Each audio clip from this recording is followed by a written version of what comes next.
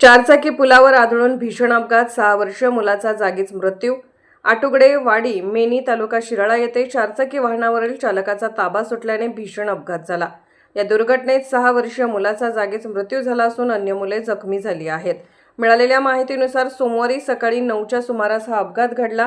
शिराळा येथील सह्याद्री पब्लिक स्कूलच्या वाघमारेवाडी येथील इंग्रजी माध्यमाच्या शाखेत विद्यार्थी ने-आण करण्यासाठी चारचाकी वाहनाचा वापर केला जात होता.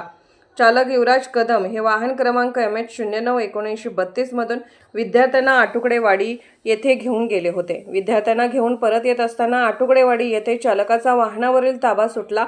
त्यानंतर चारचाकी रस्त्यालगतच्या पुलाच्या कठड्यावर जोरदार आदळली. या अपघातात चालकाच्या शेजारी बसलेल्या श्रीनाथ उर्फ गणेशा इंगळे वय 6 राहणार मेनी याचा जागीच मृत्यू झाला. अन्य मुले जखमी झाली असून त्यांना तातडीने कोकरूड, शिराळा आणि कराड येथील विविध रुग्णालयात उपचारासाठी दाखल करण्यात आले आहे.